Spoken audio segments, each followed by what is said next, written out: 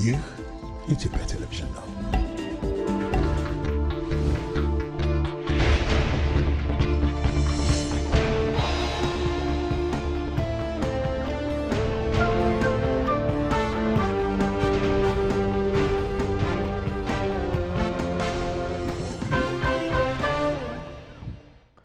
ጤና ይስጥልን ሰላም እንደምን ቆያችሁ የተወደዳችሁ 12 ሰዓቱን የቲቪ ዜና 57 የመጀመሪያው ምዕራፍ ዜናችን አሁን ይጀምራል። አበይት ነጥቦችን እነሆ።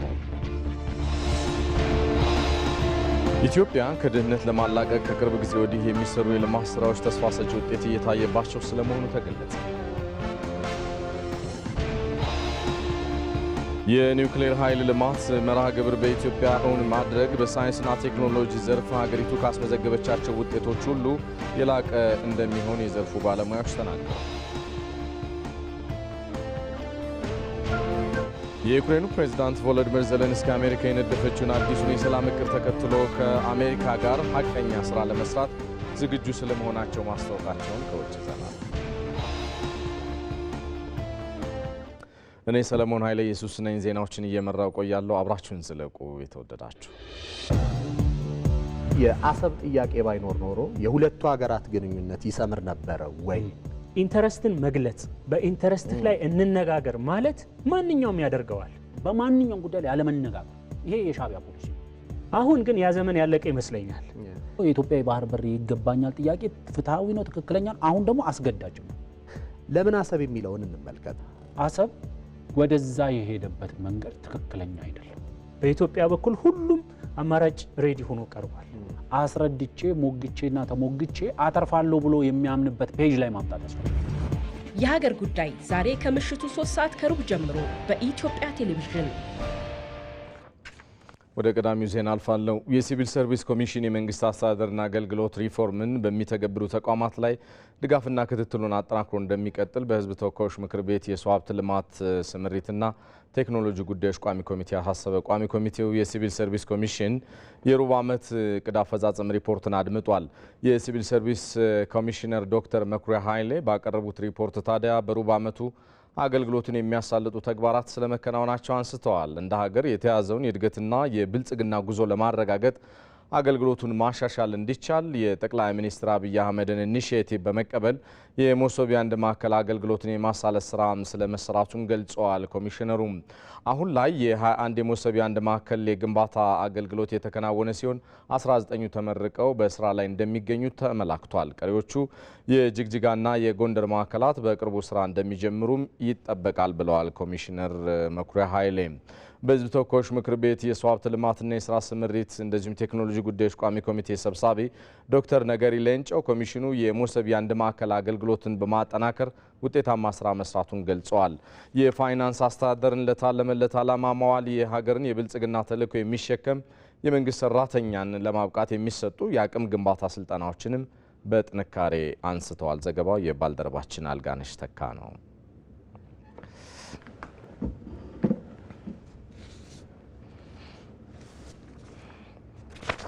የአማራ ክልልን ዘላቂ ሰላም እውን ለማድረግ በየአካባቢያችን ሚናችን በአግባቡ ልንወጣ ይገባል ሲሉ የባህር ዳር ከተማ የመንግስት ሰራተኞች ተናገሩ። የከተማ አስተዳደሩ የመንግስት ሰራተኞች በየክላስተሩ በወቅታዊ የሰላም የልማትና የመልካም አስተዳደር ስራዎች ዙሪያ ውይይት አካሂደዋል። በስፍራው የሚገኘው ዘጋቢያችን ሳሙኤል ወርቃየው ተከታዩን አድርሶናል።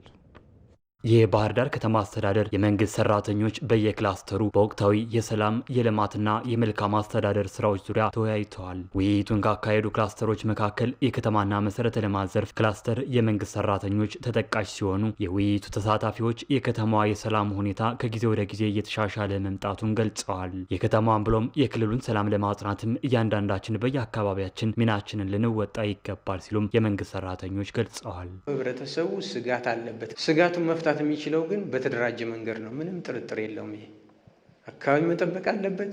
የተጀማመሩ አሉ፣ በደንብ አግባቡ እየሰሩ አሉ፣ ያዝለቀቅ ያሉ አካባቢዎችም አሉ እና በዚህ ደረጃ አደረጃጀቱ ጠንክሮ መግባት አለበት። የጸጥታ መዋቅሩ ከዚህ በፊት አልነበረም እውነት ለመናገር። አሁን ግን ትራፊክን አይታችሁት ከሆነ እስከ 3 ሰዓት ያመሻል አሁን ማለት ነው። በዛ ልክ የመንግስት ሰራተኛውም የድርሻውን ወስዶ መስራት አለበት። በየአካባቢው መንግስት በየመንደሩ ጠብቆነት ይችላል አይችልም። ወታደርነት ያሰማራል፣ ፖሊስ እንዴት ያሰማራል? እንዴት ከቨሬጅ አይኖረውም። ስለዚህ አሁን ምን መደረግ ካለበት ማህበረሰቡ በሰፈር በብሎክ ተደራጅቶ ራሱ ይጠብቅ የሚባለው ነገር ወሳኝ ነው። ችግሮችን በውይይት መፍታት ቀዳሚው ተግባር ሊሆን ይገባል ያሉት የመንግስት ሰራተኞች በከተማዋ አልፎ አልፎ የሚታዩ ወንጀሎችን ለመቆጣጠርም ህብረተሰቡ ከጸጥታ መዋቅሩ ጋር በመቀናጀት ሊሰራ እንደሚገባም ተናግረዋል። ነገር ግን እገታው አልቆመም። ለምንድን ነው ያልቆመው? በደንብ መጣራት አለበት። በዛ ልክ ተጣርቶ እርምጃ የሚወሰድበት መንገድ እስካልተፈጠረ ድረስ አሁንም እገታ ምንለው ምን ዝርፊያ ምንለው ምናምን ሙሉ በሙሉ ሊጸዳ ስለማይችል እኛም በየአካባቢያችን ተደራጅተን ስራዎችን መስራት አለብን። በከተማዋ ሰላምን ከማጽናት ጎን ለጎንም የተጀመሩ የልማት ስራዎች ተጠናክረው ሊቀጥሉ እንደሚገባም ጠይቀዋል። ዓለም አቀፍ ስማርት ሲቲ ከሚባሉ ከተሞች ተርታ ለማሰለፍ የሚደረገው ጥረት፣ ዲጂታላይዝ ለማድረግ የሚደረገው ጥረት በግሌን አፕሪሼት አደርጋለሁ። እሱ ተጠናክሮ መቻል አለበት። የሰጣትን ተፈጥሮ ሀብት የሰጣትን የተደበቀውን ውበት ያወጣበት ነው ልማቱና ይሄ ቀጣይም ደግሞ በደንብ ማየት ያስፈልጋል። ኮሪደር መጥቶልናል፣ ጥሩ ነው። ነገር ግን ኮበል ቀረብን የሚል ጥያቄ እየተነሳ ስለሆነ በደንብ መያዝ አለበት። ስለዚህ በዛ ልክ ይሄ አብሮ በቅር ተካቶ ህብረተሰቡ ራሱ የሚፈልገውን ኮበል እንዲገነባ የማድረግ ስራ መሰራት አለበት። የከተማ አስተዳደሩ ከተማና መሰረተ ልማት መምሪያ ኃላፊ ተሻገር አዳሙ በበኩላቸው ከተማዋ ሰላሟን ከማስጠበቅ ጎን ለጎን የማህበረሰቡን ተጠቃሚነት የሚያረጋግጡና የመልካም አስተዳደር ችግሮችን የሚፈቱ የልማት ስራዎች ተጠናክረው መቀጠላቸውን ገልጸዋል። የከተማዋን ብሎም የክልሉን ሰላም ለማረጋገጥና የሚሰሩ የልማት ስራዎችን በማስቀጠል የመንግስት ሰራተኞች ሚናቸውን እንዲወጡም ጥሪ አቅርበዋል። ጸጥታ ላይ የተረዳችሁበት መንገድ እያደረጋችሁት ያለው ነገር እና ወደፊትም ከተማችን ሙሉ በሙሉ ሰላሟ ተረጋግጦ ሰው ያለ ስጋት ወጥቶ የሚገባባት ከተማ ልክ ከታች አምና እንደተሻለው ከአምናው ዘንድሮ እንደተሻለው ፍጹም ሰላም የሞላባት ያለምንም ስጋት ዜጎቿ የሚኖሩባት ከተማ ለማድረግ የማህበረሰቡ ርብርብ ወሳኝነት አለው። ከማህበረሰቡ ደግሞ በእያንዳንዱ ማህበረሰብ ውስጥ የሚኖረው የመንግስት ሰራተኛ ላቅ ብሎ ባስተሳሰብም በተግባር መገኘት አለበትና ያነሳችሁት በጣም ጥሩ ነው። እሱን አጠናክራችሁ ብትቀጥሉ። በአማራ ክልል ከባህር ዳር ከተማ ባሻገርም በሌሎችም በክልሉ አካባቢዎች በወቅታዊ የሰላምና የልማት ጉዳዮች ዙሪያ እየተደረጉ የሚገኙ ህዝባዊ ውይይቶች ተጠናክረው ቀጥለዋል። ኢትዮጵያን ከድህነት ለማላቀቅ ከቅርብ ጊዜ ወዲህ የሚሰሩ የልማት ስራዎች ተስፋ ሰጪ ውጤት እየታየባቸው ስለመሆኑ ይነገራል። በቅርቡ ይፋ የተደረጉ ሜጋ ፕሮጀክቶችም ለኢትዮጵያ የእድገት ጉዞ አዲስ ምዕራፍ እንደሚከፍቱም ታምኗል። ይመር አደም በጉዳዩ ዙሪያ ተከታዩን ይዘዋል። ኢትዮጵያ ለምን ድሃ ሆነች?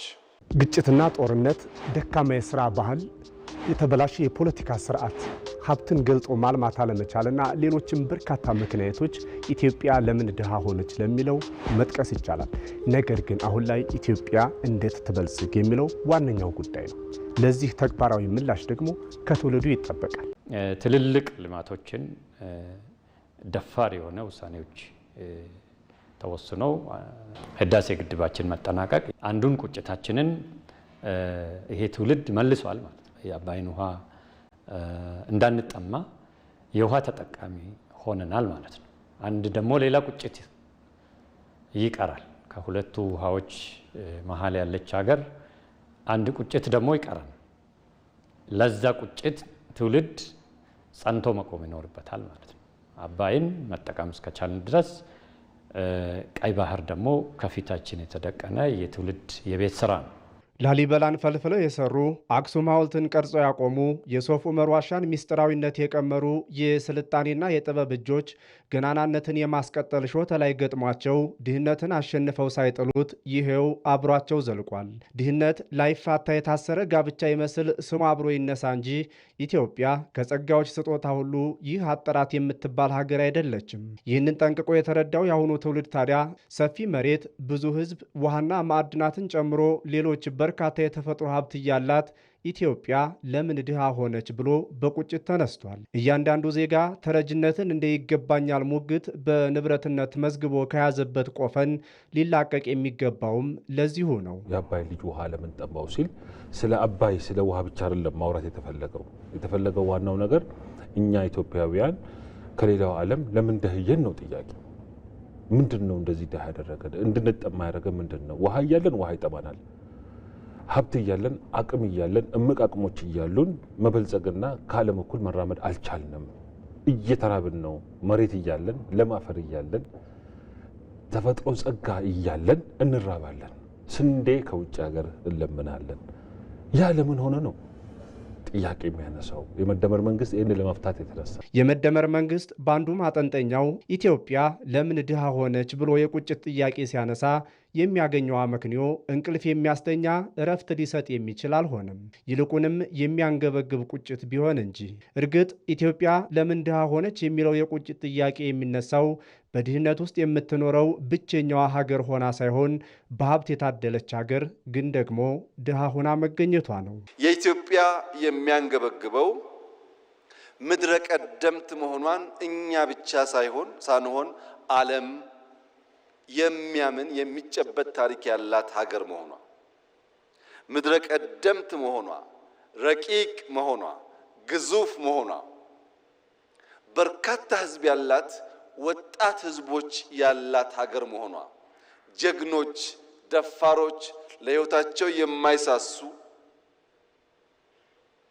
በረጅም ጊዜ ውስጥ ቢለካ ጀግነታቸው ያልነጠፈ ህዝቦች መኖሪያ መሆኗ፣ ብረት ቀጥቅጠው ማረሻን አቅልጠው በምድረ ቀደምትነት እርሻን የጀመሩ ኢትዮጵያውያን መሆናቸው ይነገራል። ይህንን ታሪክ ቀዳሚ የሆኑበት እንጂ ስራቸው የዘመናዊ አብዮትን መቀላቀል ተስኖት ባለበት ተቸክሎ ቀርቷል። እናም አሁን ላይ ኋላ ቀር ሆኖ የቆየውን የአመራረት ዘዴ የመቀየር ጅምሮች ውጤት እየተመዘገበባቸው በመሆኑ በቅርቡ ይፋ የተደረጉ ሜጋ ፕሮጀክቶችም ድህነትን ታሪክ አድርገው ለኢትዮጵያውያን አዲስ ምዕራፍ ከፋች ናቸው።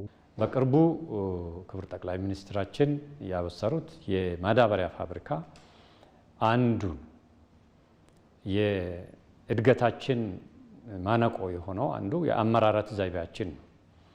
ምክንያቱም አብዛኛው ኢኮኖሚያችን ግብርና ነው።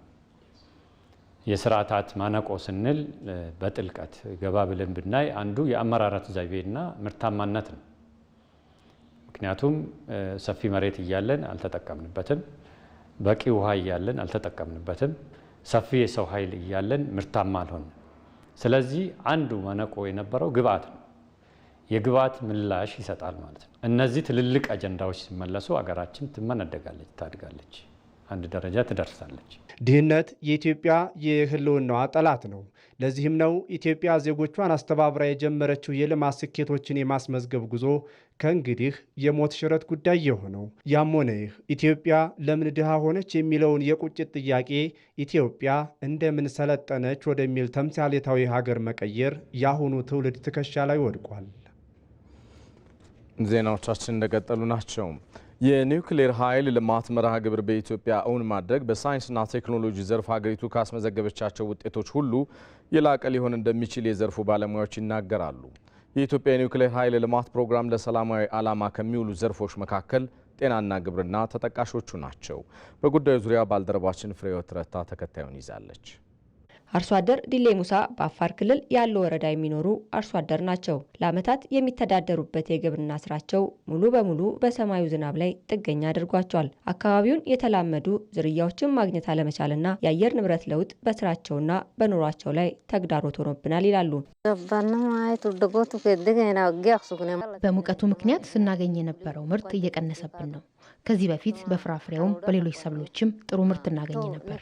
አሁን ላይ የውሃ የማዳበሪያና የተሻሻሉ ዝርያዎች አለማግኘታችን ምርታማነታችን እንዲቀንስ አድርጎታል። መንግስት ድርቅና ተባይን መቋቋም የሚችሉ የተሻሻሉ ዝርያዎችን ቢያቀርብልን ከራሳችን አልፈን ለሌሎችም መትረፍ እንችላለን። ይህ ችግር በሀረር አካባቢ የሚገኙ አርሶ አደሮችም ችግር ነው። በአንድ ሄክታር 8 ኩንታል የበለጠ ነው ያገኘ ነው ባለፈው ዓመት። ዘንድሮ ግን ያው በጣም ዝቅተኛ ምርት ነው የሚገኘው የዝናብ እጥረት ስላለ ማለት ነው። የዝናብ እጥረት ችግር ባይኖር የተለያዩ አትክልቶችን በአመት 3 ጊዜ ምናምን ጊዜ የሚመረተውን ማምረት እንችል ነበረ። ግን በውሃ እጥረት ፍላጎታችን አልተሳካም። ድርቅ፣ የኤሌክትሪክ መቆራረጥ፣ የእርሻ መሳሪያዎችንና የውሃ ፓምፖችን ያሰናክላል። ነገር ግን የኢትዮጵያ የኒኩለር ኃይል ማመንጫ ውጥን ከግብ ቢደርስ የአርሶ አደሮቹን ህልም ከአየር ሁኔታ ተጽዕኖ ነፃ ማውጣት ይችላል። በሽታን መቋቋም የሚችሉ ድርቅን መቋቋም የሚችሉ እጽዋትን የማውጣቱን ስራ በሰፊው ልንሰራበት እንችላለን። የተሻለ ቴክኖሎጂ ነው። እንደውም ከፍርሃትም ነፃ ሆነ መጠቀም የምንችለው አይነት ቴክኖሎጂ ነው። ለምሳሌ ጄሞን ብንወስድ ባዕድ አካላትን በመጠቀም ነው ያ የሚሰራው። ይሄኛው ግን ኖርማል ተፈጥሯዊ በሆነው መንገድ የእጽዋትን የእንስሳትን ፕሮዳክቲቪቲ ማሻሻል የሚችል ቴክኖሎጂ ስለሆነ ይሄኛው በጣም የተሻለ ቴክኖሎጂ ነው። የቦንጋ ከተማ ነዋሪዋ ትዕግስት አበበ ደግሞ ከ2 ዓመታት በፊት በጡት ካንሰር ታማ ለተሻለ ሕክምና በጅማ ሪፈራል ሆስፒታል ትገኛለች። የምርመራ ውጤት ሲነገረኝ የህይወት ጉዞዬ ያበቃ መስሎኝ ነበር የምትለው ትዕግስት የሕክምና ወጪው ከባድ መሆኑን ትገልጻለች። ልመረመር እጄ እንደዚህ ነው ሲባል ማድር ሁሉ አልመሰለኝም። ከባድ ነበር በሰዓቱ የነበረው። በሽታው በነገራችን ላይ ወጪ ነው። በየቀኑ አሁን ዛሬ ታክመሽ እንደሌላ በሽታ ድኛለሁ ብለሽ የምታየው ነገር አይደለም።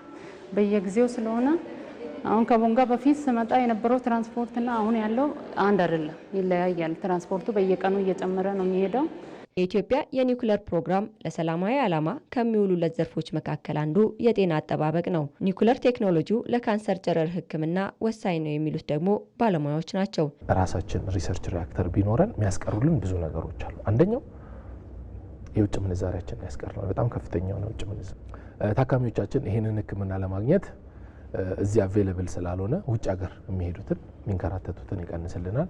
ሌላኛው ግን በጣም ኢምፖርታንት ነው ብዬ የማስበው ኒውክሌር ሪሰርች ሪአክተር ምስራቅ አፍሪካ ላይ በአጠቃላይ የለም። ስለዚህ ከኛ አልፈን ለሌሎቹም ሆርን ኦፍ አፍሪካ ላይ ላሉ ሀገሮች ከዛም ባለፈ ላሉ ሀገሮች የሚተርፍ ጥሩ ነገር ይኖራል ብዬ አስባለሁ። ይህን ቴክኖሎጂ በኢትዮጵያ እውን ማድረግ መቻል ማለት በእኔ አስተያየት እስካሁን ድረስ በኢትዮጵያ ታሪክ ውስጥ ከተከናወኑ የሳይንስና የቴክኖሎጂ እርምጃዎች ሁሉ እጅግ የላቀው ነው የሚሆነው። የኒውክሌር ኃይል ፕሮጀክት ኢትዮጵያ በቀጣይ ላቀደቻቸው ታላላቅ ፕሮጀክቶች የኃይል ምንጭ መሆኑን ጨምሮ 40 በመቶ ለሚሆኑ የኃይል አቅርቦት ህልም ለሆነባቸው ዜጎች በመሰረታዊነት ኃይል የማቅረብ ትልቅ ውጥንን ሰንቋል። ኢትዮጵያ ለዘመናት ታስተዳድረው ከኖረችው የባህር በሯ እንድትገለል የተደረገበት ሂደት ህጋዊነትን ያልተከተለና ህልውናዋን የማዳከም ጥንስስ ውጤት እንደሆነ ሲገለጽ ይኖራል። ሀገሪቱ የባህር በር አይገባትም በሚል በሴረኞች የተቀነቀነውን ትርክት ከስሩ ለመንቀል ታዲያ ትውልዱ የህጋዊነት ጥያቄን አንስቷል። መሐመድ አልቃድር በጉዳዩ ዙሪያ ተከታዩን ይዘዋል። መልህቅ አርማዬ ቀይ ባህር ቤቴ ጀግንነት ውርሴ የአባት የአያቴ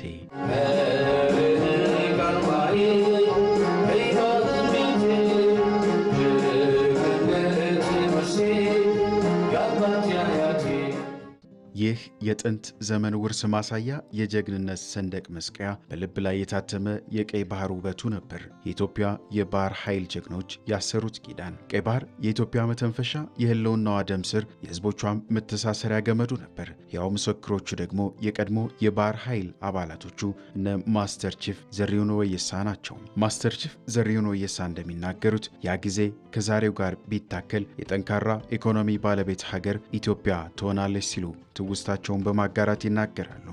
ለኛ በጣም እኮ የተለየ ነው። እኛ ራሳችን ሀገራችን ነው ምንኖርበት ነው። ህዝቡ ጋራ አንድ ነን። በዛን ወቅት እንቅስቃሴው በጣም ደስ የሚል ወደቦች በሙሉ ሞልተው እንደገና ተጠባባቂዎች ባህር ላይ መልህቅ ጥለው የሚቆሙበት ሁልጊዜ ቢዚ የሆነ ወደብ ነበር። በተለይ አሰብ በዛ በተጀመረው እንቅስቃሴ አሁን ያለው ቢታከልበት ደፍነትሊ ኢትዮጵያ ከምንም በላይ ከፍተኛ እድገት የምታሳይ አለ የሚባል ጠንካራ ኢኮኖሚ የምትገነባ አገር እንደምትሆን ምንም ጥርጥር አልነበረው።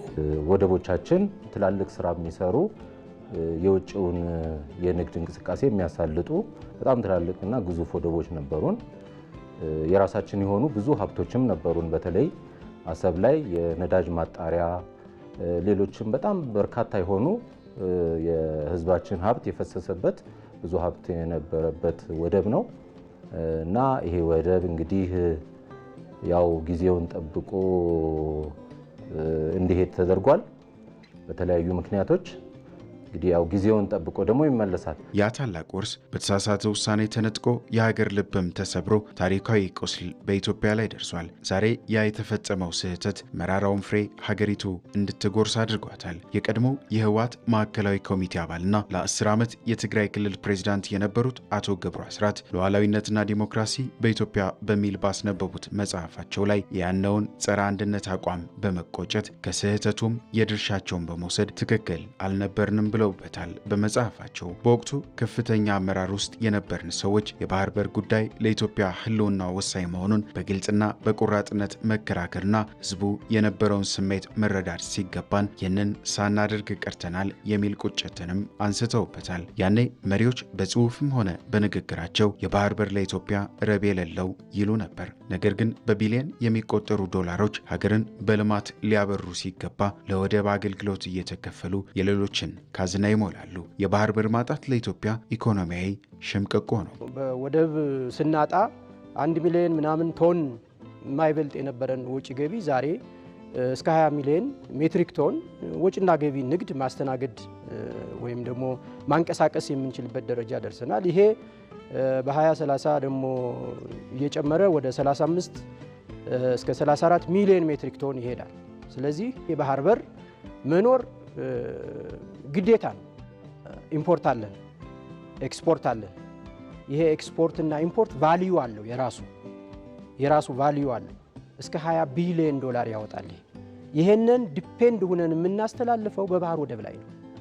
ስለዚህ ይሄ ተጎዳ ማለት ኢኮኖሚያችን ይሄን ያጣል ማለት ነው። የባህር በር ማጣት በታላቁ ሀገር ላይ የተፈረደባት እንደ ሞት ፍርድ ያለ ስለመሆኑ በርካቶች የሚያነሱት ነው። ኢትዮጵያ ቀይ ባህር ላይ የነበራትን ታሪካዊና ተፈጥሯዊ መብት ያጣችበት መንገድ ከዓለም አቀፍ ሕግ አኳያ ተገቢነት የሌለው ስለመሆኑ ይነሳል። ኢትዮጵያን የቀይ ባህር አክሰስ ያሳጣው ውሳኔ ማን ወሰነው? ካቢኔው ይሆናል ብለን የካቢኔውን ዶክመንት ብናገላብጥ የለም፣ ካቢኔው አያውቀውም። አይ የለም ምክር ቤት ይሆናል የወሰነው ብለን ብንወስን ምክር ቤቱም አልነበረ፣ ምክር ቤት አያውቀውም ውሳኔው። የለም የኢትዮጵያ ሕዝብ በሪፈረንደም ወስኖ እንዳይሆን እንዳይባል ነበርን እኛም ያኔ። የኢትዮጵያ ሕዝብ ያልወሰነው ተወካዮቹ ያላዩት ቢያንስ ካስፈጻሚ ካቢኔ ያላየው ውሳኔ ማን ወሰነው? ማጣትን የሚያክል ነገር ያጣንበት መንገድ ህጋዊነት ችግር እንዳለው ማሳያው ተቋሞች አልገቡበትም። አሁን ግን ኢትዮጵያ ከእንቅልፏ ነቅታለች። የህልውና ጥያቄዋ ወደ ጠረጴዛ ተመልሷል። ኢትዮጵያን ወደ ባህር በሯ መመለስ በደምና ባጥንት ሀገር በመጠበቅ ያቆዩ የትላንት አባቶችን የተፈጥሮና የህጋዊ መብት የማስመለስ የትላንት ክህደትንም በዛሬ ትጋት የመሻር ሂደት ነው። ይህ በዚህ እንዳለ ኢትዮጵያ ለ3 አስርት ዓመታት የባህር በር ባለቤትነት ተነፍጋ መቆየቷ ምን አሳጣት የሚለው የትውልዱ ሌላኛው ጥያቄ ነው። ይህን ጉዳይ በተመለከተ ዘጋቢያችን መስከረም ቸርነት ተከታዩን ጥንቅር ይዛለች። ከ130 ሚሊዮን በላይ የህዝብ ቁጥር ያላት ሀገር ኢትዮጵያ ከ3 አስርት ዓመታት በላይ የባህር በሯን አጥታለች። ለኢትዮጵያ የባህር በር ባለቤት አለመሆኗ የሀገሪቱን ሁለንተና እድገት ወደ ኋላ ከመጎተቱም በላይ ህልውናዋን አደጋ ውስጥ የሚከት ነው።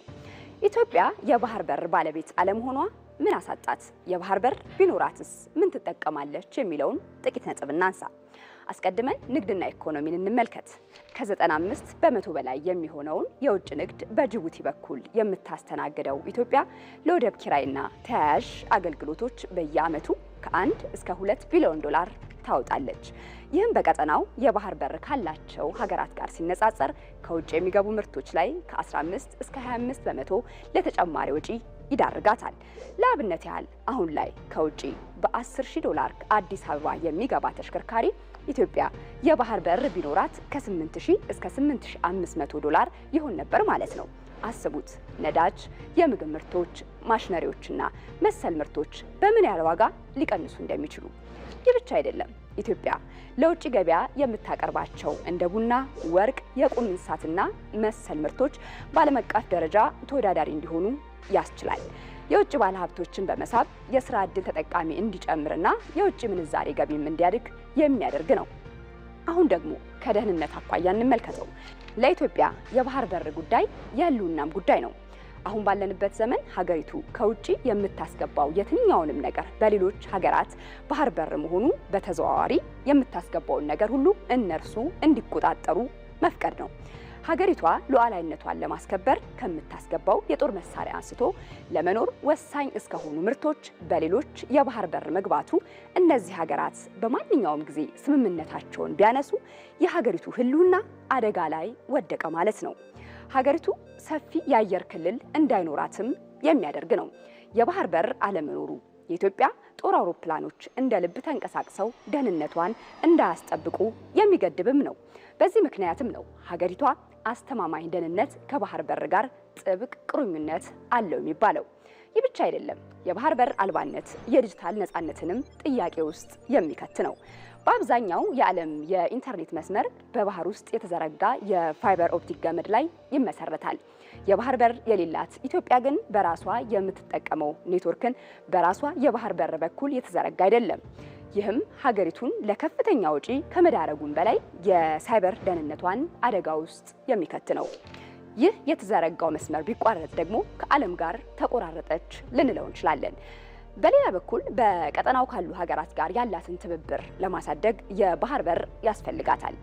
ሀገሪቱ የባህር በር ካላት ከጎረቤት ሀገራት ጋርም ያላት የመሰረተ ልማት ትስስር ያድጋል። በንግድ፣ በስራ ዕድል ፈጠራ ከጎረቤት ሀገራት ጋር በመስራት ለቀጠናው መጻኢ ዕድል ምቹ መደላድል መፍጠር ያስችላታል። አሁን ደግሞ በኢትዮጵያ ለመሰረተ ልማት እድገት የሚኖረውን ፋይዳ እንመልከት። የባህር በር ባለቤት መሆኗ ኢኮኖሚው ላይ በሚኖረው በጎ መንገድ የባቡር መስመርና የሎጂስቲክ ኔትወርክ እንዲስፋፋ በማድረግ ለዜጎች የስራ ዕድል የሚያመጣና ለኢንዱስትሪዎችም ዓለም አቀፍ ገበያ ጋር እንዲቀርቡ የሚያደርግ ነው። በአጠቃላይ የባህር በር ለኢትዮጵያ ጉዳዩ የባህር በር ብቻ የማግኘት ጉዳይ አይደለም። አጠቃላይ ኢኮኖሚያዊ ብልጽግና፣ ሀገራዊ አንድነትና ዘላቂ መረጋጋት የሚያመጣ ጭምር እንጂ።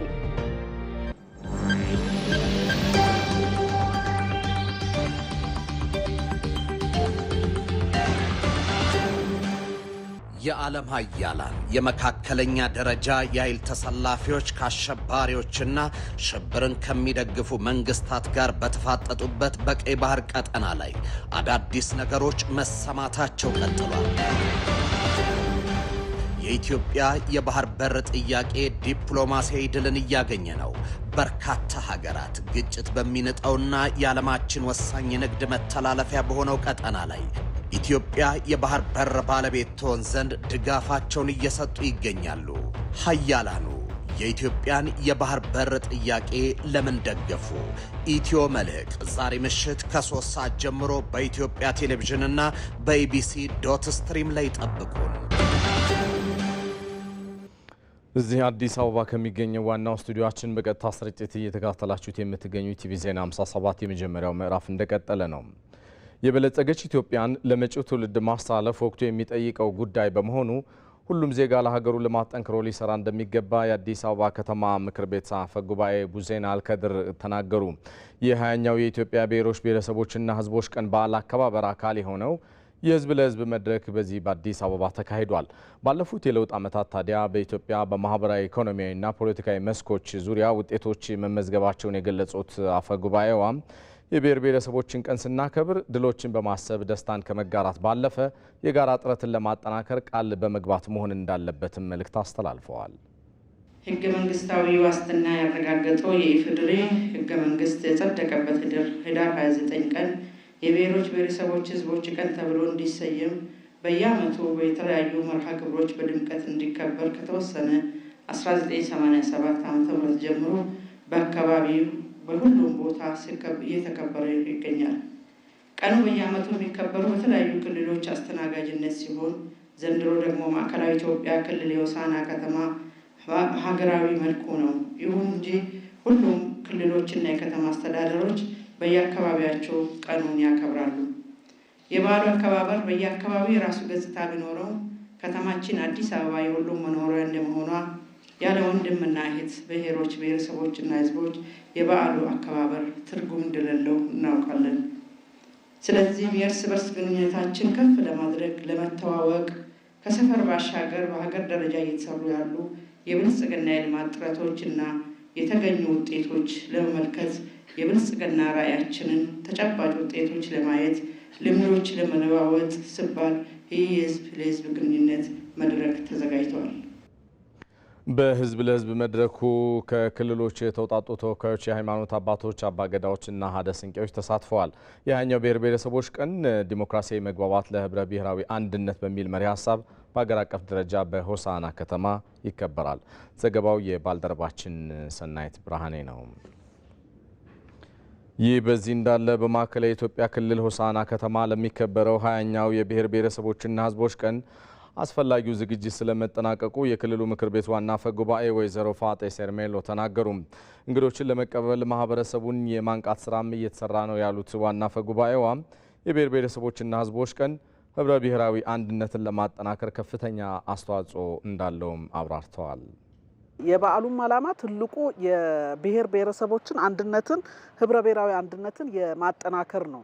እንግዲህ ከለውጡ በፊት በተለያየ መንገድ ከገዢ ትርክት ይልቅ ነጠላ ትርክት ላይ ፎከስ ተደርጎ ሲሰራ የቆየበት ሁኔታ ነው ያለው። በእርግጥ ከለውጡ በኋላ ወደ ገዢ ትርክት ለማምጣት ስራዎች እየተሰሩ ያሉበት ሁኔታ አለ። ይሄ ገዢ ትርክትን ወደ አንድ ለማምጣት በአንድ ጀንበር የሚያልቅ ጉዳይ አይደለም። ብዙ የተሰራበት ስለሆነ እየተሰራ ለውጥ እየመጣ ያለበት ሁኔታ አለ። ለዚህ ለገዢ ትርክቱ ደግሞ መሰረት ለመጣል አጋዥ ይሆናል ብለን ነው የምናስበው ይሄ ባህል ማለት ነው። የብሔር ብሔረሰቦችና ህዝቦች ቀን ነጠላ ትርክትን በማድረቅ የወል ትርክትን ለማስረጽ አይነተኛ ሚና እንደሚጫወት የገለጹት የትራንስፖርትና ሎጂስቲክስ ሚኒስትሩ ዶክተር አለሙ ስሜ ናቸው። ዝግጅቱ በጣም ጥሩ ነው። በአጠቃላይ ግን የልማት ስራው መጥቻለሁ። ከአንድ ዓመት በፊት መጥቼ ነበረ። አሁን ስመጣ የተለየ ነገር ነው ያየሁት ማለት ነው። እንደ ልክ ሁሉም የኢትዮጵያ አካባቢ ሲኬድ አሁን እንደዚህ ነው። ከወራት በፊት ሄደ እንደገና ስትሄድ አገር ተቀይሮ ነው የምታየው። እያየህ አገር ሲቀየር ነው የምታየው ማለት ነው። እና የኢትዮጵያ በሁሉም ኮርነር አካባቢ እየበለጸገች ወደ ብልጽግና የምታደርገው ጉዞ እየተፋጠነ መሆኑን እዚህ ከመጣሁበት የሁለት ቀን ቆይታዬ መገንዘብ ችያለሁ። በኢጋድ አባል ሀገራት ውስጥ ከሚገኘው ግማሽ ቢሊዮን በላይ የእንስሳት ሀብት የኢኮኖሚ ተጠቃሚነትን የሚያረጋግጥ የትብብር ስራ እንደሚያስፈልገው ተገለጸ። በቀጠናው የሚገኘው ድንበር ተሻጋሪ የአርብቶ አደር እንቅስቃሴና የእንስሳት ልማት ላይ የሚመክር የኢጋድ የሚኒስትሮች ጉባኤ በዚህ በአዲስ አበባ ተካሂደዋል። በቀጠናው ከፍተኛ ቁጥር ያለው የእንስሳት ሀብት ቢኖርም ዘርፉ ላይ ሊፈጥር የሚገባውን ተጽዕኖ ግን መፍጠር አለመቻሉ ተነስቷል። በአባል ሀገራት ውስጥ በአየር ንብረት ለውጥ ሳቢያ የሚደረግ ድንበር ከለል የአርብቶ አደር እንቅስቃሴ ግጭትና ድንበር ተሻጋሪ የእንስሳት በሽታ ስርጭት እንዲኖር አድርጎ ቆይቷልም ተብሏል። በቀጠና ያለው የእንስሳት ሀብት በሰፊው ጥቅም ላይ ለመዋልና የአርብቶ አደሩን ተጠቃሚነት ለማረጋገጥ የኢጋድ በአባል ሀገራቱ መካከል የመረጃና ልውውጥ ሂደቱ ማደግ እንደሚገባውም ተመላክቷል። በኢጋድ ቀጠና ችግሩን ለመፍታትና የእንስሳት ሀብት ተጠቃሚነትን ለማረጋገጥ የሚያስችል ስምምነትም ተፈርመዋል። ችግሩን ለመቅረፍ በአባል ሀገራት ውስጥ 150 ሚሊዮን የሚሆን የቀንድ ከብት ሀብት የሚገኝ ስለመሆኑም ተነስቷል። በጉባኤው በዘርፉ ያለው የእንስሳት ሀብት ደግሞ ከግብርና የሚገኘውን 60 በመቶ እንደሚሸፍንም ተመላክቷል። በተለይም በኢጋድ አባል ሀገራት አርብቶ አደርነት ለበርካታ የህዝብ ኑሮ መሰረት ስለመሆኑ የኢጋድ ምክትል ሴክሬታሪያት መሐመድ አብዲ ዋሬ አንስተዋል። በቀጠናችን በአርብቶ አደርነት የተሰማሩ ህዝቦች ግማሽ ቢሊየን እንስሳት አላቸው። ዘርፉ 250 ሚሊየን ህዝብን ተጠቃሚ የሚያደርግ ሀብት ነው። ይህም ለቀጠናው ህዝብ የኑሮ መሰረታቸው የማህበራዊ ግንኙነትን መለያ ነው። የአብዛኛው የአባል ሀገራቱ የእንስሳት ሀብት ከግብርና የሚገኘውን 60 በመቶ ገቢ ይሸፍናል፣ የምግብ አቅርቦትንም ይሸፍናል። ነገር ግን ብዙ ፈተናዎች ያሉበት ዘርፍ ነው። በቀጠናው ከ3 ዓመት በፊት የተከሰተው የአየር ንብረት ለውጥ ከ13 ሚሊዮን በላይ እንስሳትን አሳጥቶናል። ለዘርፉ ድንበር ተሻጋሪ የእንስሳት በሽታዎች አንዱ ፈተና ነው። በድንበር አካባቢ ያሉ ፈታኝ ሁኔታዎችም አርብቶ አደሩን ከዘርፉ ካለው እምቅ አቅም እንዳይጠቀም ጫና ያደርሳል። በዛሬው መድረክም የተንቀሳቃሽ አርብቶ አደርን የኢጋድ ፕሮቶኮል ትግበራ እንዲሳካ መግባባት ያስፈልጋል። በኢትዮጵያ በአርብቶ አደርና ከፊል አርብቶ አደርነት ከ50 ሚሊዮን በላይ ህዝብ ትስስር ያለው ዘርፍ ነው። ይሄው ዘርፍ በተደረገው የኢጋድ የሚኒስትሮች ስብሰባ ታዲያ በቀጠናው ያለው የእንስሳት ሀብት የኢኮኖሚ ተጠቃሚነት ለማረጋገጥ የሚያስችሉ የጋራ መግባባት ላይ መደረስ ስለመቻሉ ነው የግብርና ሚኒስትር ዴኤታው ዶክተር ኢፋ ሙለታ ማብራሪያ የሰጡት። እንዴት ነው በድንበር ዘለል አካባቢ ያሉን የእንስሳት ልማት አብረን ልናለማ የምንችለው። እንደሚታወቀው የተለያዩ ድንበር ዘለል የሆኑ በሽታዎች ይኖራሉ። እሱን በጋራ እንዴት አድርጎ መሰረተ ልማትን ማልማት እንደሚቻል፣ እንዴት አድርጎ የእንስሳት ጤና ኬላዎችን እንደዚሁም ደግሞ የእንስሳት ሕክምና አገልግሎቶችን እንዴት አብረን ልናለማ እንችላለን፣ ምን መደጋገፍ አለብን የሚለው ነው። እንግዲህ የኢጋድ አባል ሀገራት የግብርና እና እንስሳት ሚኒስትሮች ዛሬ በጋራ ኮሚኒኬ የፈረሙት ማለት ነው። ይሄ ስምምነት እንዴት አገረን በጋራ ልንሰራ እንችላለን በምን አግባብ የሚለውን ነገር ያስቀምጠዋል ማለት ነው። በሌላ ዜና ሶስተኛው የምስራቅ አፍሪካ የልማት በይነ መንግስታት ኢጋድ ዓመታዊ የአየር ንብረት ለውጥ የጋዜጠኞች ሽልማት ስነ ስርዓት የፊታችን ህዳር 20 እና 21 እንደሚካሄድ ተገለጸ። ኢጋድ ከኢትዮጵያ የውጭ ጉዳይ ሚኒስቴር ጋር በጋራ በመተባበር በሚያካሄደው በዚሁ መርሃ ግብር ታዲያ በአየር ንብረት ለውጥ ላይ የተሰሩ እጩ ዘገባዎች ተመርጠው የሚሸለሙ ይሆናል። በዚህም ከአህጉሪቱ ከ400 በላይ ጋዜጠኞች የተሳተፉ ሲሆን ከኢትዮጵያ 94 ዘገባዎች ስለመካተታቸው ነው የተገለጸው። በ8 ዘርፎች የሚካሄደው ይሄ ውድድር ታዲያ 21 የታወቁ ባለሙያዎች ተገምግሞ አሸናፊው የገንዘብ ሽልማት እንደሚበረከትለትም ይጠበቃል። እንደ ሪፖርተራችን ቶማስ ኃይሉ ዘገባ ዓመታዊ የኢጋድ የሚዲያ ውድድር ከዚህ ቀደም በጅቡቲና በኬንያ የተካሄደ ሲሆን ቀጣይ ዓመት በዩጋንዳ የሚካሄድ ይሆናል። ኢትዮጵያ የአረንጓዴ አሻራ እንደዚሁም የታዳሽ ኃይል በስፋት በመስራቷና በሰራችው ውጤታማ ተግባር መርሃ ግብሩ እንድታዘጋጅ ተመርጣለች ሲሉ የውጭ ጉዳይ ሚኒስቴር ቃል አቀባይ ነቢያት ጌታቸው ገልጸዋል። ለሽልማቱ ከተለያዩ ሀገራት ወደ ኢትዮጵያ የሚመጡ ጋዜጠኞች ታዲያ የተለያዩ ቦታዎችን እንደሚጎበኙና እድል እንደሚመቻችላቸው ተመላክቷል። ኢትዮጵያ ውስጥ እየተከናወኑ ላሉ የአየር ንብረት ለውጥ ስራዎች እውቅና የሰጠ ውሳኔ ነው ብለን ነው የምንወስደው።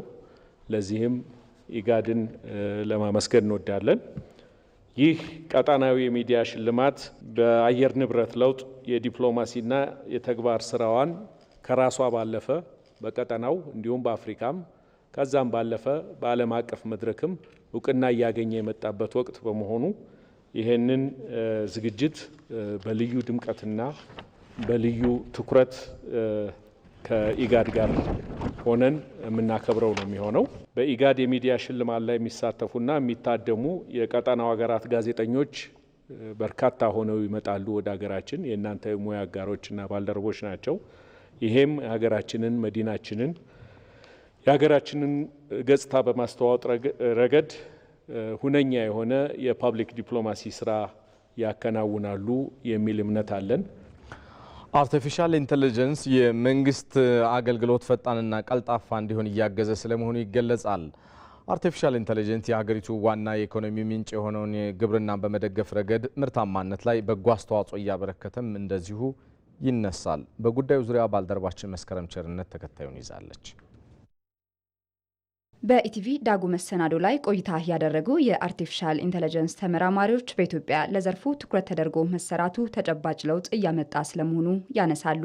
አርቲፊሻል ኢንተለጀንስ በዜጎች ዘንድ የቅሬታ ምንጭ የሆነውን አገልግሎት አሰጣጥ በማቀላጠፍ ችግሮችን እያቃለለ መሆኑንም ይናገራሉ። ለአገልግሎት ከዋሉ ፕሮዳክቶች መካከል ለምሳሌ ፍርድ ቤት የሚጠቀሙት የትራንስክሪፕሽን ፕሮዳክት አንዱ ነው ማለት ነው። ምንድነው እሱ? እንግዲህ የፍርድ አሰጣጡን ሁኔታ ለማሳለጥ እንደዚሁም ደግሞ የፈጠነ እንዲሆን ከማድረግ አንጻር ትልቅ ሚና የሚጫወት መሆኑን የተረዳንበት ነው። ለምሳሌ አውዲዮን ወይንም ደግሞ ቮይስን ወደ ቴክስት የሚቀይር ዳኛው የሚሰጠውን ጀጅመንት በዶክመንት አድርጎ ለሚመለከተው አካል ለማድረስ ጊዜ የሚፈጅበት ሁኔታ ነበረ። አሁን ግን ያንን ያቀለለበት ሁኔታ አለ። ኢትዮጵያ የአርቲፊሻል ኢንተለጀንስ ኢንስቲትዩትን በማቋቋም ዘርፉ በሀገሪቱ ሁለንተና እድገት አበርክቶ እንዲኖረው እየሰራች ነው ያሉት ተመራማሪዎቹ የግብርናውን ዘርፍም እየደገፈ መሆኑን ገልጸዋል። ፋርሚንግ ወይም የአግሪካልቸሩ ምርትና ምርታማነትን ማሳደግ የሚችሉ ናቸው። ለምሳሌ የበሽታ ልየታ ሊሆን ይችላል፣ ሰብል የበሽታ ልየታ ሊሆን ይችላል። እነዚህ ቀድመው ፕሪዲቴክሽን ይባላሉ። ቀደም ብሎ ነገሮችን ለይቶ ሚቲጌሽን ወይም ደግሞ መፍትሄ ሊሆን የሚችል ነገር ለሰብሉ ይወስዳሉ። መድኃኒት መጠቀም ሊኖርባቸው ይችላል ኦር ኤኒ አዘር ሶሉሽንስ ኦር ሚቲጌሽንስ።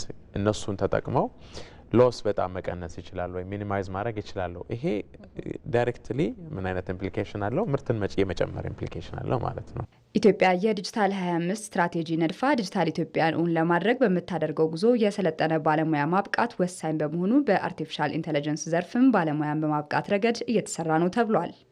እንደ ሀገር ያንን ማብቃት የሚቻለው ደግሞ ከታች ከመሰረቱ ሲሰራ ነው። እንደተባለው ከአንደኛ ክፍል ፒኤችዲ ፕሮግራሞችንም ጭምር ከጆይንትሊ ነው ኖርማሊ ከዩኒቨርሲቲዎች ጋር የምንሰራው ፒኤችዲ ተማሪዎችን የምናስተምርበት ሁኔታ ፋሲሊቴት በማድረግ ደረጃ እየሰራ ይገኛል። በ2013 የተቋቋመው የአርቲፊሻል ኢንተለጀንስ ኢንስቲትዩት ተቋማዊ ስራውን ማሳደግ የሚችልበትን መሰረተ ልማት ያሟላ መስሪያ ቤት ከሰሞኑን በጠቅላይ ሚኒስትር አብይ አህመድ ተመርቆ ለአገልግሎት ክፍት መደረጉም ይታወቃል። አንጋፋው የኢትዮጵያ ሬዲዮ ጋዜጠኛ ሰለሞን ገብረስላሴ የቀብር ስነ ስርዓት ነገ እሁድ ህዳር 13 2018 ዓ.ም ከቀኑ 6 ሰዓት በቅዱስ ጴጥሮስ ወጳውሎስ ቤተክርስቲያን ስርዓተ ቀብሩ ይፈጸማል። ጋዜጠኛ ሰለሞን በሙያው የ40 ዓመት ልምድ ያለው ጋዜጠኛ እንደነበረ ከህይወት ታሪኩ ተመላክቷል። ብርሃኑ ገብረ ማርያም ዝርዝሩን ይዟል። አቶ ሰለሞን ገብረስላሴ ከእናታቸው ወይዘሮ የሺ ሚካኤልና ከአባታቸው አቶ ገብረስላሴ ዮሴፍ በ1934 ዓ.ም በአዲስ አበባ ከተማ ተወለዱ። የመጀመሪያና ሁለተኛ ደረጃ ትምህርታቸውን በአሰላ ስዊድን ሚሽን ትምህርት ቤት ተከታትለዋል። በ1949 ዓ.ም ወደ አዲስ አበባ በመምጣት በኮከበ ጽባህ ቀዳማዊ ኃይለሥላሴ የመምህራን ማሰልጠኛ ኮሌጅ በመምህርነት ሙያ በከፍተኛ ውጤት በመመረቅ ከንጉሱ እጅ ሽልማታቸውን ተቀብለዋል። አቶ ሰለሞን ገብረስላሴ በአሰላ ራስ ዳርጌ አንደኛና መለስተኛ ሁለተኛ ደረጃ ትምህርት ቤት እንዲሁም በአዲስ አበባ አርበኞች ትምህርት ቤት በመምህርነት አገልግለዋል። በአስተማሪነት ቆይታቸው ምስጉን መምህር የነበሩ ሲሆን ተማሪዎቻቸውን በተለያዩ የሙያ ዘርፎች ተሰማርተው ሀገራቸውን በማገልገል ላይ ይገኛሉ። አቶ ሰለሞን በታህሳስ 1959 ዓ.ም በብስራተ ወንጌል ምስራች ድምፅ ዓለም አቀፍ አገልግሎት ሬዲዮ በጋዜጠኝነት ተቀጠሩ። ከዚያም የልጆች ፕሮግራም አዘጋጅ በመሆን በሰሯቸው ዝግጅቶች ልጆች መልካም ስነ ምግባር እንዲኖራቸው ሀገራቸውን የሚወዱና በትምህርት እንዲታነጹ በማድረጋቸው በወላጆች ዘንድ እውቅና ነበራቸው። አቶ ሰለሞን ከልጆች ፕሮግራም በተጨማሪ ሰዎችና ስራዎቻቸው ህብረተሰባችን እንዲሁም ባህላዊ ሙዚቃዎቻችን የተባሉ ፕሮግራሞችን በዋና አዘጋጅነት ሰርተዋል። በኢትዮጵያ ሬዲዮ ከፕሮግራም አዘጋጅነት እስከ ዋና አዘጋጅነት በተጨማሪም የብሔራዊ ሬዲዮ የአማርኛ ፕሮግራም ተጠባባቂ ኃላፊ እንዲሁም የምስራች ድምፅ ዓለም አቀፍ አገልግሎት ኃላፊ ሆነው በጡረታ እስከ ተሰናበቱበት ጊዜ ድረስ ለ40 ዓመታት በሙያቸው ታማኝ ሆነው አገልግለዋል። በጡረታ ከተገለሉ በኋላም እንደገና ወደ ሙያቸው ተመልሰው በምስራች ድምፅ ተዘጋጅቶ ከደቡብ አፍሪካ በሚተላለፈው ተመሳሳይ ይዘት ባለው ፕሮግራም በዋና አዘጋጅነት ሰርተዋል። በጋዜጠኝነት ሙያቸውም በአድማጮች ዘንድ ተወዳጅ ከመሆናቸውም በላይ ታዋቂ ጋዜጠኞችንና በሚዲያና ኪነጥበቡ መስክ ተሰማርተው ሀገራቸውን በማገልገል ላይ የሚገኙ ባለሙያዎችን ያፈሩ አንጋፋ ጋዜጠኛ ነበሩ። አቶ ሰለሞን ገብረስላሴ ለሀገርና ለሕዝብ ላከናወኑት ተግባር በሚዲያና ጋዜጠኝነት ዘርፍ የ10ኛውን የበጎ ሰው ሽልማት ተቀብለዋል። የህይወት ምስክርነት በሚል ግለ ታሪካቸውን በመጽሐፍ ያሳተሙት አንጋፋው ጋዜጠኛ በ84 ዓመታቸው ባደረባቸው ህመም ከዚህ ዓለም በሞት ተለይተዋል። አቶ ሰለሞን ገብረስላሴ ባለትዳርና የ5 ልጆችና የ7 የልጅ ልጆች አባት ነበሩ። ስርዓተ ቀብራቸው ነገ ከቀኑ 6 ሰዓት በቅዱስ ወጳውሎስ ቤተ ክርስቲያን ይፈጸማል። ለወዳጅ ዘመዶቻቸው መጽናናት እንመኛለን። ይህ ዜና በቀጥታ እየተላለፈላችሁ የሚገኘው አዲስ አበባ ከሚገኘው የኢቢሲ ዋናው ስቱዲዮ ነው። ከውጭ ለትንታኔ የመረጥነውን ጉዳይ እናገራችሁ። የዩክሬኑ ፕሬዝዳንት ቮሎዲሚር ዜሌንስኪ አሜሪካ የነደፈችውን አዲሱን የሰላም እቅድ ተከትሎ ከሀገሪቱ ጋር ሀቀኛ ስራ ለመስራት ዝግጁ ስለመሆናቸው አስታውቀዋል። በጉዳዩ ዙሪያ አለምነህ ዋሴ ተከታዩን ይዟል። በአሜሪካው የዜና ድረገጽ አክሲዮስ ታትሞ የወጣው ረቂቅ እቅድ የዩክሬን ጦር ሰራዊት ቁጥር በ600 ሺህ ይገደባል። የአውሮፓ ተዋጊ ጀቶች ከዩክሬን ወጥተው ፖላንድ ውስጥ ይቀመጣሉ ይላል። ዩክሬን ይህን ለምታደርግበት ማካካሻም አስተማማኝ የደህንነት ዋስትናዎች እንደምታገኝ ያረጋግጣል። በጦርነቱ ምክንያት ከዓለም ኢኮኖሚ እንድትገለል የተረባረበባት ሞስኮም ማዕቀቡ ተነስቶላት ዳግም ከዓለም ኢኮኖሚ ጋር ትተሳሰራለች ብለዋል። የዓለማችንን 7ቱን ብልጽግ ሀገራት እንድትቀላቀልም በሚቀርብላት ይፋ ግብዣ ወደ አባልነት በመመለስ የምድራችን ባለጸጋ ሀገራት ቁጥር ወደ 8 ታሳድጋለች ይላል። እቅዱ ሙሉ በሙሉ ይሄ መሆኑ በይፋ ከተረጋገጠ ለሞስኮ ያደላ ሆኖ ይታያል ይላሉ ታዛቢዎች። ዩክሬን በረቂቅ እቅዱ መሠረት ብዙዎቹን መሳሪያዎቿን ለማስረከብ ትገድዳለች። አንድ ስሙ ያልተገለጸ የአሜሪካ ባለሥልጣን ሲቢኤስ ኒውስ ለተሰኘም የአሜሪካ ቴሌቪዥን ሲናገር እቅዱ የተረቀቀው ከዘለንስኪ አስተዳደር ከፍተኛ ባለሥልጣኖች አንዱ ከሆኑት ሩስተም ኡመሮስ ጋር ውይይት ከተደረገም አያሌ ማስተካከያ ከታከለም ባለሥልጣኑ ረቂቆቹን አይተው ከተስማሙባቸውና ለፕሬዝደንት ዘለንስኪ ካሳዩቸው በኋላ ነው ብለዋል። ትናንት ሐሙስ በከፍተኛ የአሜሪካ ወታደራዊ አዛዦችና በፕሬዝደንት ቮሎዲሚር ዘለንስኪ መካከል በእቅዱ ላይ ይፋ ውይይት ከተደረገ በኋላ ዘለንስኪ በኤክስ ገጻቸው ላይ ባወጡት መግለጫ የአሜሪካ ወገን ይህ ጦርነት እንዲቆም በእነሱ በኩል ያላቸውን የእቅዱን ዝርዝር ነጥቦች አቅርበዋል። ዘለንስኪ በትናንት ምሽታዊ ንግግራቸው ዩክሬን የሚያዋጣ ሰላም እንደሚያስፈልጋትና የዩክሬን ሕዝብ ክብርም መጠበቅ እንዳለበት አስገንዝበዋል። ሞስኮ ባለ 28 ነጥብ እንደሆነ የሚነገረው ዕቅድ ጦርነቱን ለማስቆም ያለውን ፋይዳ በቀዝቃዛ መልኩ አቅርበዋለች። የክሬምሊን ቃል አቀባይ ዲሚትሪ ፔስኮቭ በሰጡት መግለጫ ዕቅዱን በተመለከተ ግንኙነት እንደነበረ ገልጸው ነገር ግን ምክክሮች ተካሂደውበታል የሚያሰኝ አይደለም ብለዋል። ፔስኮቭ አያይዘውም ማንኛውም የሰላም ውል የግጭቱን ሥረ መሠረታዊ መንስኤዎች መፍታት አለበት ሲሉ አስጠንቅቀዋል። የተወደዳችሁ ለምዕራፍ አንድ ያልናቸው ዜናዎቻችን ነኝ ናቸው። ከደቂቃዎች በኋላ 1 ሰዓት ስንገናኝ የተመራረጡ የቢዝነስና የስፖርት ዘገባዎችና ሌሎች ተጨማሪ ዜናዎችን ይዘን እንገናኝ ይሆናል። እኔ ሰለሞን ኃይለ ኢየሱስ